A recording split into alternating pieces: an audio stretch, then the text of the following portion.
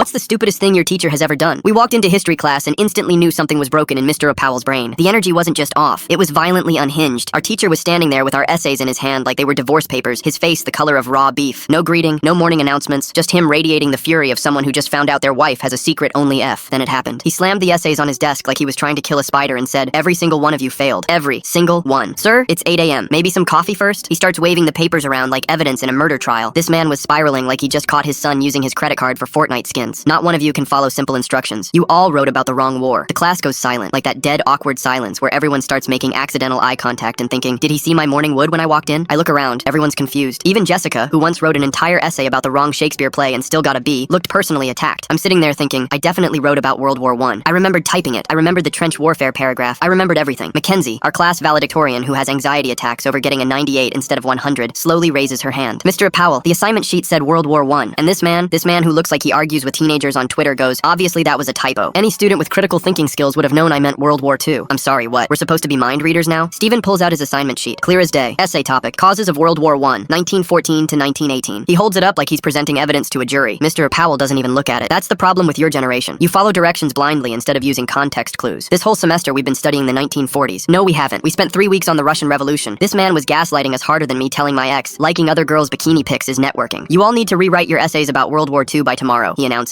Mackenzie makes a sound like a stepped-on cat. She has SATs tomorrow. She's been studying for months. Her whole Harvard early admission plan depends on her grades this semester. I can't, she says, her voice shaking. I have SATs tomorrow. This essay is 40% of our grade. Mr. Powell smiles. Not a nice smile. The smile of someone who puts raisins in potato salad. Should have thought about that before writing about the wrong war. Maybe Harvard isn't for students who can't understand context. That's when Steven stands up. This is insane. You're penalizing us for following your literal written instructions. He's recording on his phone now. Phones are banned in my classroom, Mr. Powell snaps. That's an automatic 0 for you. And recording without consent is illegal. Do you want a suspension too? The whole class erupts. People are pulling out their assignment sheets. Someone's already texting their parents. Mackenzie is having a full breakdown because her perfect GPA is about to get demolished by a man who probably thinks the moon landing was fake. Then Xander, who usually spends class drawing anime characters, drops a bomb. My brother had you 3 years ago. You did this same thing to him. He lost his scholarship. Mr. Powell's face goes from red to purple. Some students rise to challenges. Others prove they were never meant for higher education. That's when our principal walks in with Mackenzie's mom, who happens to be a lawyer. She's holding a stack of papers and looking like she's about to end this man's whole career. Mr. Powell, the principal says slowly, can you explain why you're failing students for following your written instructions? He tries to backtrack, pulls out some rubric he clearly just made up, claims it was about interpretive analysis and critical thinking beyond literal instructions. But Mackenzie's mom already has emails from previous students. This psychopath has been doing this for years, specifically targeting scholarship kids and honors students. As we file out of class while the principal escorts Mr. Powell to his office, Steven leans in and whispers, you think he'll admit it was his mistake? And I said no, he'll probably blame the assignment sheet.